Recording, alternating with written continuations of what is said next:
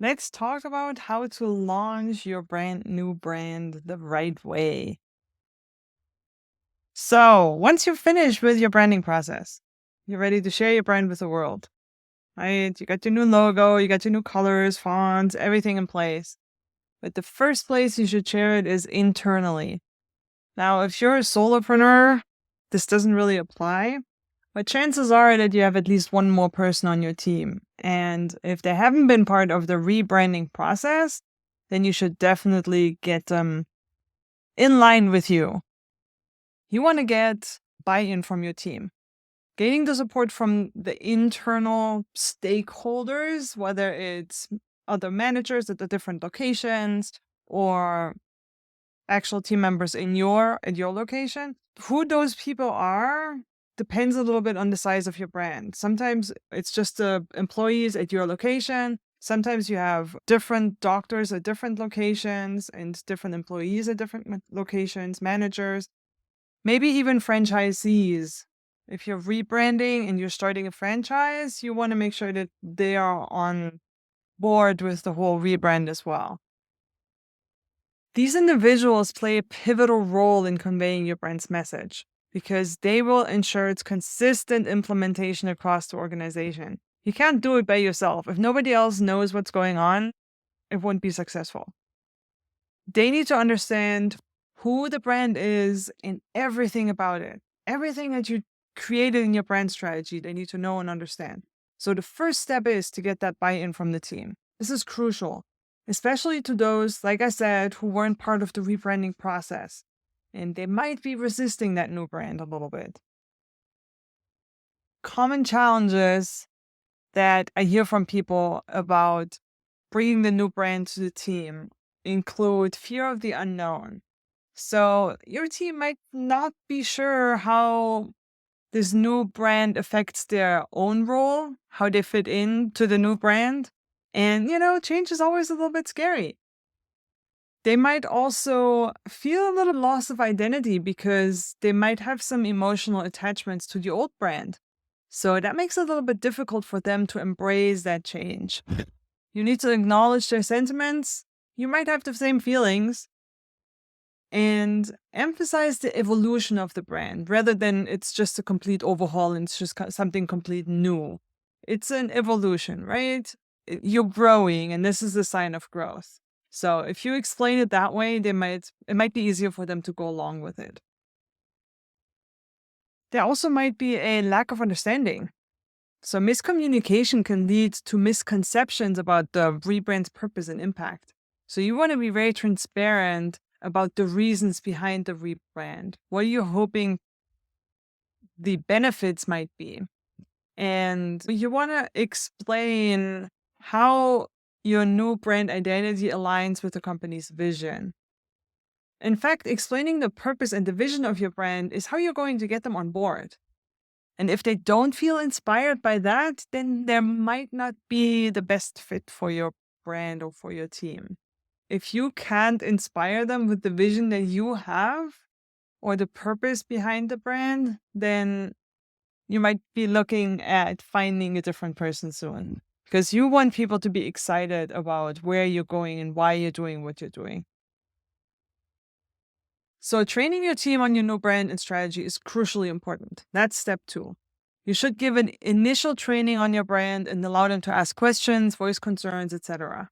Your external brand will only be as good as your internal brand. So don't skip this part. It's not good enough to just tell them, look, this is our new brand from now on. Here are the fonts and all those things. You need to explain it. You want them on board. This is how you can create an emotional connection with your team.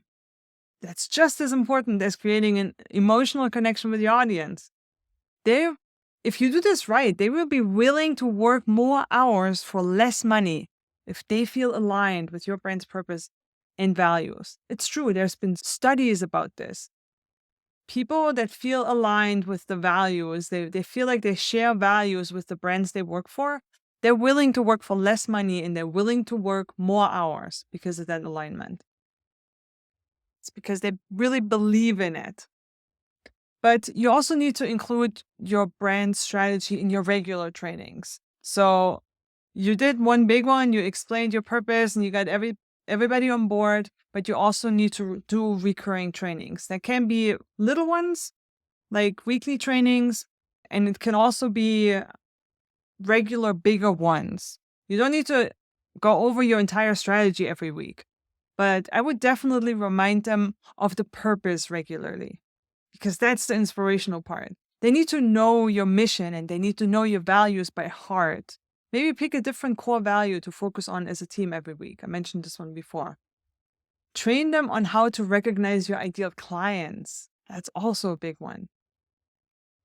If there are still open questions in your strategy, things that you're not sure about, that you don't know about your audience, for example, train your team members on how to ask the right questions and collect that data that you're missing.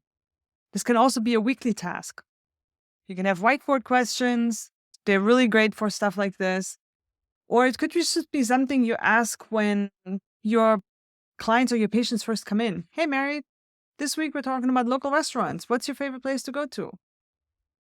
You just have to train your team members on, first of all, asking the questions, and second of all, not just nodding their head and saying, oh, that's nice, but actually collecting that data so that you can use it later in your strategy. And then maybe every 6 months or so, you have a bigger training again.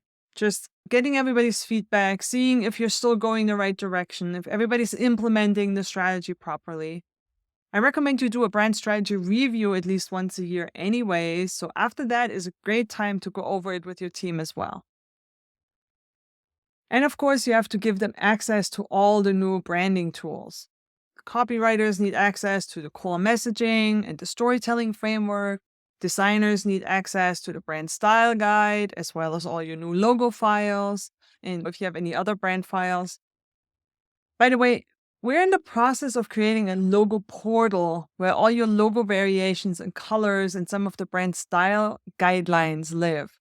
This is especially useful for brands that have people in different locations. For example, employees at different office locations, or maybe you have virtual assistants, or your designer or your content creators are somewhere else. Or if you have a franchise, it just makes it easier to share those files without them getting lost. And the portal makes it really easy to find the right file for the right project. So if you're working on your website, it's easy to find the online logos. If you're trying to create a t-shirt or something, it'll find you the right logo files in that portal. Even if it's just you and your CA, this is going to be useful because you'll have all your logos in one spot and you'll never have to find the logo file to send to your printer or designer. Just send them to your logo portal and you're set. And they can find the proper ones there. So you can either share the whole portal with them or you can share single files with them. Forget about Google Drive where your logo gets lost between all your other documents. This is going to be so much better. If you're interested in this, just reach out to me and I'll show you a demo of how this works. It's going to be a super low price, probably like $15 a month or so, and a setup fee to get all your logos uploaded and get it ready for you to use. So just reach out to me if this is something that might be of interest to you and your team. So you gave everybody access, they're trained, but it's a really big job to switch your visual brand over. Again, it depends a little bit on how big your brand is and how old your brand is, how long it's been around.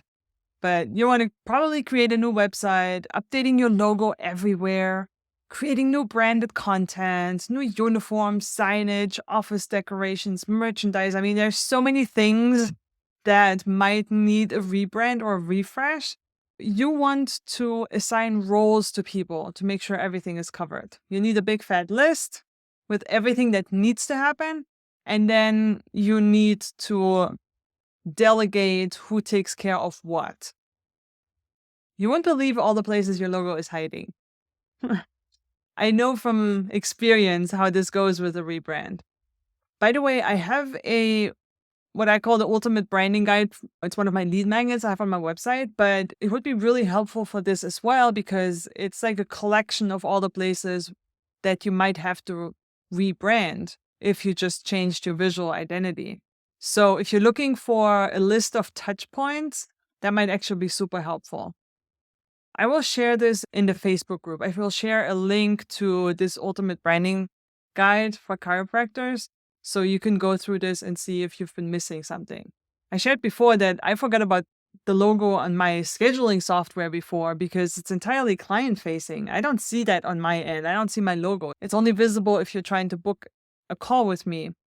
And I probably had my old logo on there for like 6 months after my rebrand until I came across it accidentally and finally changed it. Because I totally forgotten that it was there. It's important that you have a list of all the touch points. So maybe go through your audience's journey, how they find you, and all the touch points they have with your brand, from your forms to scheduling software and all those other things, your email newsletters. There's many different ways people have a touch point with you, and all these need to be branded the same way. And of course, you want to establish feedback channels for your team so they can share their thoughts and concerns. This will also give them a sense of involvement, right? So ask them to share, for example, who on the team behaved especially on brand during the week. That's something that you can encourage every week at the weekly meetings, for example. That encourages them to pay attention to how they show up as the brand, but it also encourages them to pay attention to the other people on the team and notice, oh, wow, they did something that really fit our brand, and then they might adopt it themselves, right? So they can pay attention to their own behavior as well as that of others. But also leave the door open so they can share their thoughts and concerns about the new brand and how it fits and how things are working. You really want to emphasize how important consistency is. It's always been important, but with a new rebrand, it's more important even now because now you're trying to switch something, right? Your clients are used to something and you're switching on them. So not flip-flopping back and forth between the two is really, really important. You want to make sure that you're aligned not just visually, but also in your messaging. And it needs to be across all the channels, whether it's online or in real life. And that will ensure that everyone within the organization, everyone within your business and on your team communicates the same brand story, the same message. And this consistency will build trust and help the customers and even business partners understand your brand's values and what you offer. When your team is aligned, the team members become brand advocates. I'm going to talk about the whole idea of employee branding and employer branding. Maybe I'll do a separate masterclass about this because I think it's important. Their support positively influences client interactions. They're the ones that talk into clients too, right? That's really, really important. And it reinforces your brand's authenticity. So you want to make sure that they're all on brand. It'll be more memorable and more compelling to your clients. And misalignment, on the other hand, can lead to confusion and disjointed customer experiences. Obviously, that's something you want to avoid. But this consistency is something that needs to be practiced, and it will grow and get easier over time.